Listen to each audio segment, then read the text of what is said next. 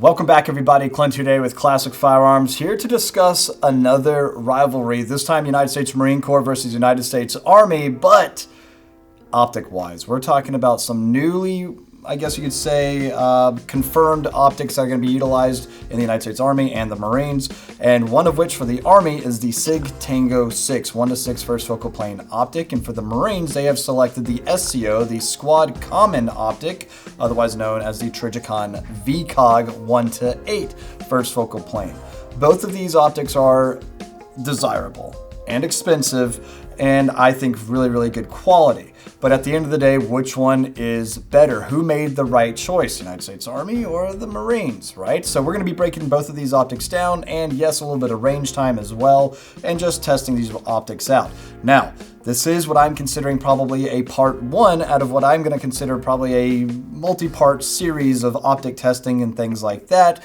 And before we even kick this show off, there is another optic that we don't have on the table right now that you might want to have compared against these two also, and that's the Night Force ATACR. So let us know down in the comments section if you'd like to see all three of these optics square off against each other on an accuracy test and everything else that you could ever ask for, and yes, the durability test. I really don't want to break either one of these, especially this one. This is an actual military contract overrun optic, which I think is really cool. Anyway, without further ado, let's go ahead and, well, let's just start with one. Let's start with the SIG Tango 6 here, get into the specs. So first up is the SIG Tango 6. This is the United States Army contract for the designated marksman, this is United States Special Forces, and so on. Now, this is a 1:6 first focal plane optic, as already previously mentioned, utilizing the DWLR 556 reticle. Now, this reticle will look like it's a very fine Christmas tree, if that's what you want to call it, and it is one that I like quite a bit. It's very easy to read, and it just makes sense. This reticle specifically is for the 62 grain 556 round M855 green tip, whatever you want to call it, which makes sense since that is the most commonly used round in the United States Armed Services. However, there are also different variations of the M855, such as the A1 model, which is the steel tipped, not the entire bullet is steel, just the tip of the bullet is steel for that better penetration. So it's to be more barrier blind, all right? What does that mean? It means it can go through stuff and hit the target, all right? Cool, great. Now the materials that this is made out of, not 100% sure just yet. I'm waiting to hear back from SIG on that, so hopefully by the end of this video we hear from them, all right? But I can tell you that this right here is included with the titanium mount. That is something that the United States Army wanted, is the Alpha 4 mount. Very lightweight, very strong, very titanium, right? Now, something else that's really cool that SIG has done on the mount and on the scope is actually put kind of like, well, they made it as if soldiers were going to be using it. And they told you exactly in what order to tighten down the screws. They also put laser engraved balancing marks, or I should say mounting marks, so you don't have to play with the thing. As long as you're utilizing one of the correct mounts there, you know exactly, if you see right there, the laser engraved marking, that right there is to let you know that it's completely flat, it's centered, it's balanced, it's level, it's whatever you want to call it. It's not something that's going to be one-sided and your reticle is going to be looking like that, obviously an exaggeration. Something I like quite a bit. On top and also on the side of the mount, it'll tell you, hey, position 1, 2, 3, 4, this is how you're supposed to tighten it down all the way to 25 pounds. Yes. 25 inch-pounds of torque. So that way you know, okay, cool, you're not over tightening and having to worry about, well, crushing the tube or stripping anything out, which is nice. And you're not under tightening, as I have recently found out in a different series coming out. That's going to make your scope travel on you. That's not going to bode well for accuracy downrange. On the left-hand side of the scope of the mount itself, the Alpha 4 titanium mount, you'll also notice it says 65 inch-pounds. That's how much you want to tighten down these guys to. Pretty freaking easy. It's honestly like cool. Why don't more manufacturers do this to make life a little bit easier instead of having to read a manual, which we all know we're just going to throw away anyway. It's almost like SIG predicted that. All right, cool. On top of that, though, they also probably know that these optics are going to be taken out of the box. Manuals are going to go everywhere, whatever else. The armorer might just keep one for use of all optics that he might be utilizing on the firearms.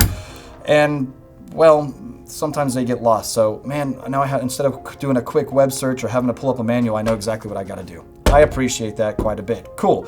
These are mil-radian, so that is your 0.2, I believe, is your adjustment MRAD for each. Double checking. There it is. 1 click equals 0.2 MRAD. Perfect. And yes, these are all capped turrets. One thing I've noticed too after shooting these, that is make sure I put that back where it was. These are really positive clicks on the Tango 6. I'm definitely a fan of that. Cool. This model also does include these lay flat lens covers. This is something I thought was pretty cool because there's a little magnet in here that makes sure that this doesn't flop around or anything on you. It's actually held in place by a magnet and it goes right to where it's supposed to. They lay flat, they're not sticking up like this or anything, offering a larger profile or getting in ways of your field of view. So again, something else I like quite a bit. Also, as we're talking about some of the physical features of the scope, you'll notice it comes with a throw lever. Let's be honest, if they don't get mounted immediately, they're probably gonna get lost or get gone. It's the United States military, what do you expect?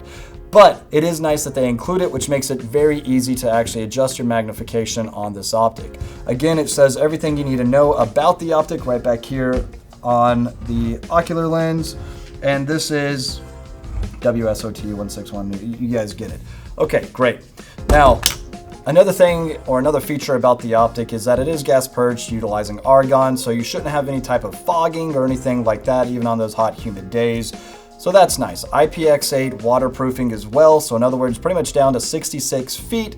This thing can take that type of pressure and it's not going to combust, break. Continuing on, yes, it is illuminated as well with night vision settings also, which is pretty interesting. So it has 2 night vision settings and also a really bright, like burn your reticle bright, very daylight intensity, I guess you could call it. So it's something that is designed to be utilized in all sorts of different types of environments and also times of day. And also with different types of equipment, like, what I just mentioned, night vision. Very cool. All right. Now, let's go ahead and talk a little bit about the more physical features about this scope. So, first of all, it takes up a lot of space. This is a long scope. In fact,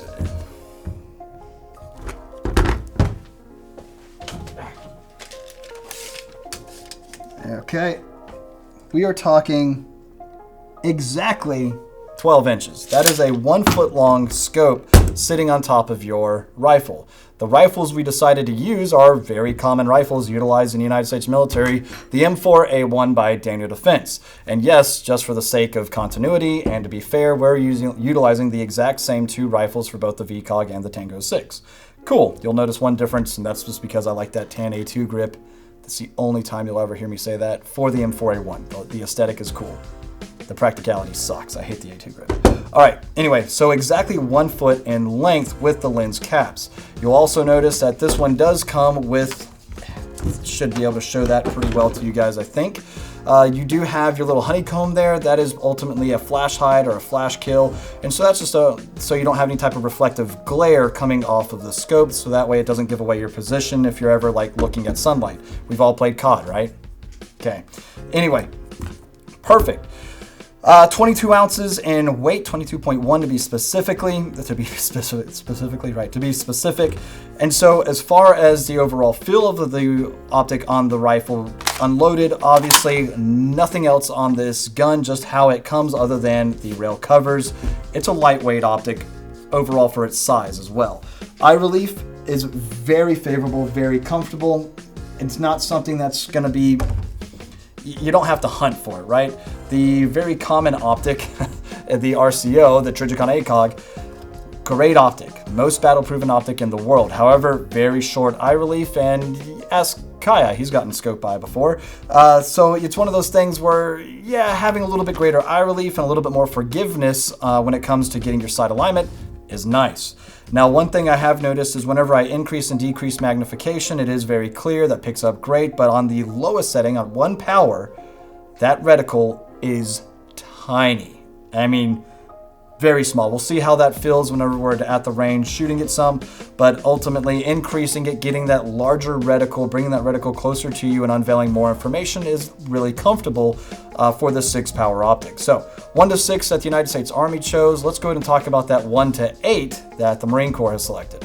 The Marine Corps selected the Squad Common Optic as the Trijicon VCOG here, 1 to 8 first focal plane. And what's really unique about this reticle that Trijicon is saying is that it utilizes what's called a segmented circle.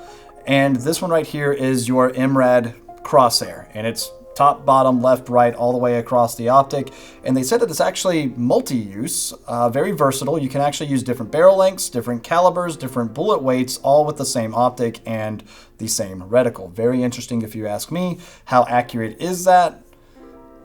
One way to find out, I guess. So stay tuned. Anyway, 7075 T6 materials that this is housed in, which is great. That we know that's very, very durable. Some of the highest end metal that you can use. Awesome. However, that does come with a little bit of a compromise, and that's weight. Coming in at another 10 ounces heavier than the SIG, this is at 32 ounces in weight. Now, the actual SCO that the Marine Corps has selected does have lens covers that are spring assisted.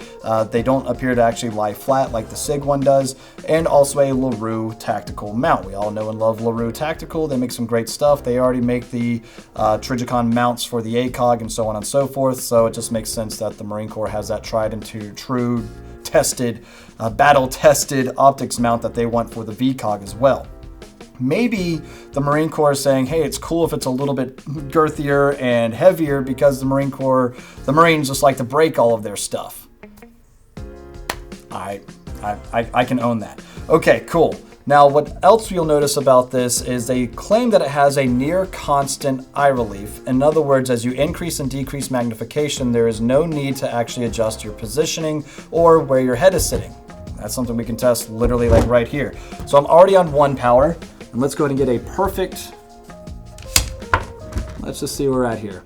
This is perfect. I have no scope shadow, and I can see the reticle clear as day. If I move up, a little bit of scope shadow, and if you move way back, you can actually be this far back without any scope shadow. That's pretty impressive. Okay, cool. So let's go ahead and increase that magnification. And I see a little bit of shade, not scope shadow, but shade approaching in on the actual circle. If I move just a little bit forward, it goes away. So that's true. A near constant eye relief through the increase of magnification. Accurate. Great. You'll also notice instead of having a lever that's included with the optic that you have to mount separately, Trijicon has what they're calling a dial fin that sits, well, right where the dial is, or just right where you need a twist to increase and decrease your magnification. And it's something that's just as easy enough to do. It's also low profile. It's not going to be getting snagged on any type of gear or anything like that. So cool, easy enough. And as far as mounting this goes, it's a built-in mount. There is no need to kind of, well, have that laser engraved center section or center line. It's housed internally. So you don't have to worry about screwing with that to try to make sure that, yep, reticle is completely centered, it's straight, it's aligned. Awesome, that's going to be great for downrange, blah, blah, blah. Cool. All it is just how it actually mounts to the Picatinny, because what's mounted to the optic is already included and you don't have to worry about messing with that. So that's a feature I like a lot. Now, some people might not like that quite a bit because maybe they want to adjust the height or something along those lines, which is easy enough to do with a different mount from SIG or wherever else on the 30mm tube. This isn't your traditional tube, and again, you can change where it sits, except you're just gonna have to change the actual mounting to the Picatinny rail. Easy enough, if you ask me, and I kind of like that compromise better than having to sit there and mess with the scope and take time doing that. Again, I think the Marine Corps and those that were selecting this optic realized these guys aren't gonna take the time to do all of that. Let's just slap it on there and make sure it's ready to go and that it won't break. Awesome, send it, cool, and that's what we got right here. Let's go ahead and take off one of the lens covers, or I should say, not the lens cover, but the turret covers here to expose that for you, because if I wanted to make adjustments on this guy, first of all, again, they're retained. You don't have to worry about losing them or dropping them. There's a little metal cable that actually retains the caps for you, so that's great. And that's also a carryover from the ACOG. Those are also retained unless that cap, unless that wire broke or falls off or whatever else, which you don't see commonly. Anyway, as far as making adjustments go on this, it's It's not as crisp as the SIG Tango, I will say that. It feels a little bit more mushy to me, but at the same time, it's positive. I don't have to guess if whether or not I've made that adjustment. I can feel the click in there, and it does give me positive feedback, but it just feels a little bit more mushy. This is, instead of having a rubber seal like the Tango 6 does, I think that's ultimately why maybe it's a little bit more mushy. Maybe the internals are sealed. But it is IPX8 waterproof as well, so down to 66 feet. I think that's just a common requirement. All right, perfect. What else can I say about the Trijicon VCOG other than if we were to torture test these optics, I believe this one would come out on top. It's a rugged, durable optic that I think will hold 0 without any issues, even after drops, breaks, slams, whatever else. I'm really not worried about it. Oh, and sorry, headphone users. Again, I really keep forgetting that you guys exist. Anyway, so with all that probably comes a heavy price tag, right? Yeah, actually. And you're looking at anywhere, I think MSRP actually on this is somewhere right around $3,200. So expensive compared to the $2,200 roundabout of the SIG Tango 6. Does it shoot better for $1,000? Let's take it to the range and find out.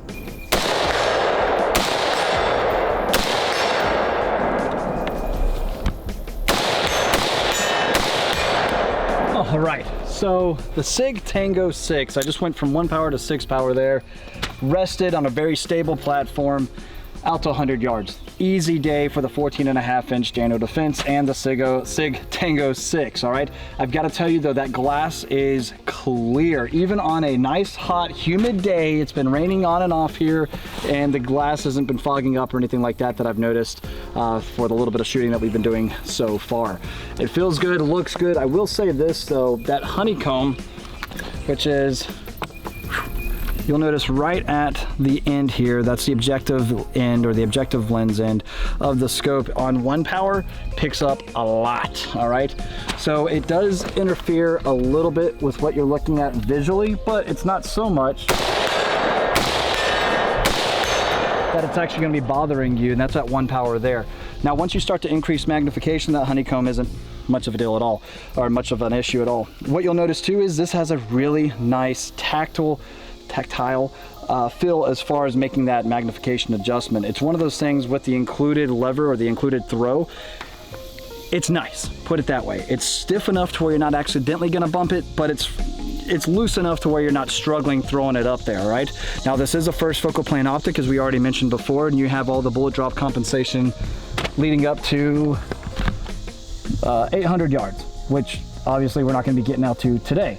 But you've got a really crystal clear stadia. The reticle is perfect to pick up. And then on that 1X, that is a really small reticle. I mean, it is fine. Pretty much if I don't have it illuminated, it gets pretty difficult to see, which honestly, I'm not upset about. In perfect daylight conditions, having no illumination, just that regular black reticle, picks up very, very precisely, and I really like a smaller reticle for pistol red dots, for red dots in general, for optics, because it offers a little bit more precision. All right, so how does, well, let's go ahead and set this one off to the side, put this back on so I am not losing that. How does that translate to the Trijicon VCOG? Let's go ahead and make ready here, and let's go ahead and push this down to 1 power, and let's see how that looks and feels. So a little bit different reticle. Perfect. Let's go ahead and increase magnification 8 times.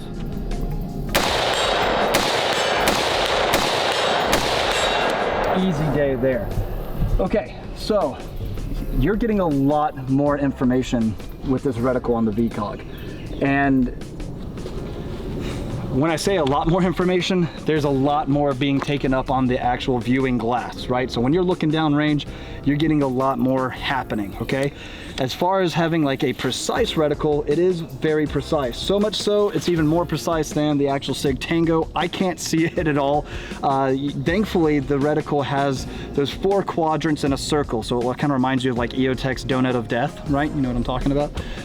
Illuminated, I can see it much better. I'm gonna have to definitely increase the illumination quite a bit, especially right now. But that fine center point is very difficult to pick up. It's not too difficult to overlay on my 100-yard target that's spray painted red right now. That black picks up pretty good. It's actually more difficult because it's a red illuminated reticle on a red target. Let's just see.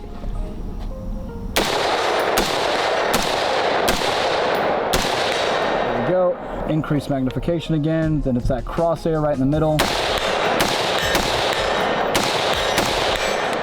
Easy day for this optic. Again, 100 yards, this thing is just eating it up. Now you've also got bullet drop compensation out to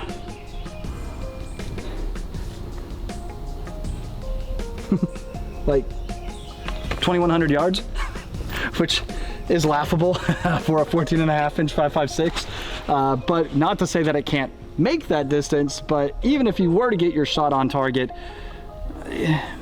I wouldn't want to be hit by it, obviously, but let's just say if it's an enemy combatant, they're probably not gonna get that drop unless it's central nervous system or the on-off switch right up here. Good luck, right?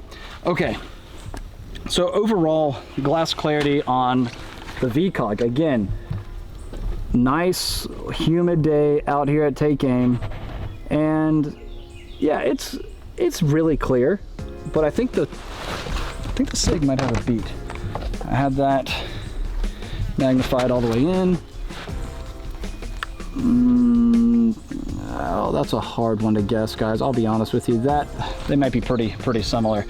But ultimately, how do they, switching from 1 power to 2 or to 3 to 4 all the way out to 8 power or to 6 that the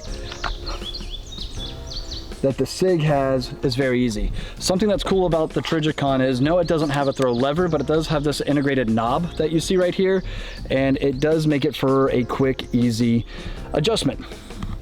It is stiffer than the SIG, but that might just also be feel because leverage, right? And with the throw lever that is on the SIG, it might just make it that much easier, just feel a little bit easier.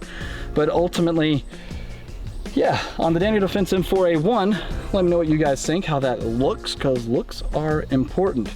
Now, here's the other thing too, when it comes down to actually shooting these, if you can't hit your target, kind of having a bad day, right? So zeroing these guys, what we found was let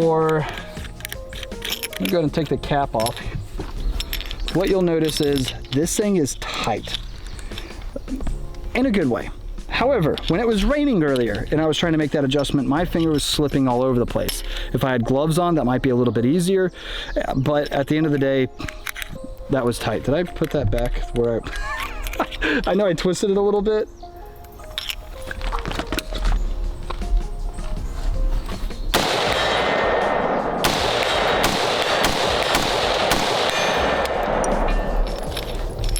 It's good enough. All right, cool. And for the SIG, it's also capped turrets. Unscrew those,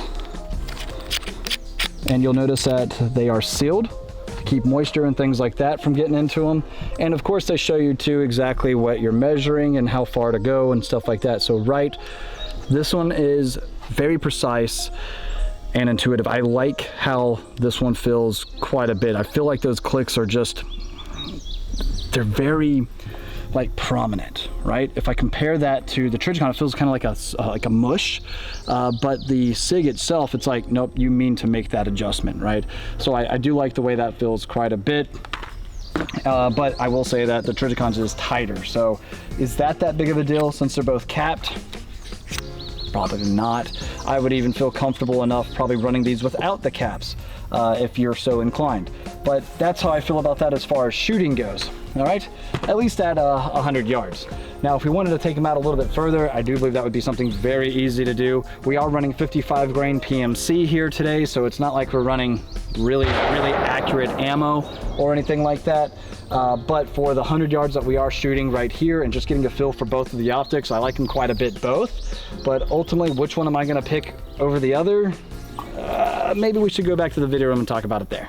So what do you guys think? We've tested them at the range only to about 100 yards though, which that's nothing for the 5.56 cartridge. That's nothing for these rifles. That's nothing for these optics. Would you like to see perhaps in a part 2 an accuracy test All right, look, if we're gonna do the entire torture test and a durability, strength test of the optics and stuff like that, we need to save that for maybe a little bit later on after we get all the testing done. So if this is a test of optics, would you like to see the ATACR here? Yes, of course you would. Why? Because it's expensive. You want to see us break it and thus spend money on it. Of course you do. It's fine. I wouldn't mind doing it. Cool. But I would also like to test, hey, how will these do in extreme heat? How will these do in extreme cold? Will I still be able to see through the glass? Will they still hold zero? Will I still be able to make any type of adjustments under those types of harsh conditions? Let's find out. And of course, let me know down in the comment section, what other testing would you like to see done with these optics? Again, out to a greater distance, obviously. Under duress, obviously. Different distances as well, and how easy it is to make those adjustments for magnification at those greater distances. Obviously, let us know down in the comment section below. Don't miss out. Guys, as always, we appreciate you and your business. I'll see you down in the comment section below. God bless, and we'll see you soon at Classic Firearms.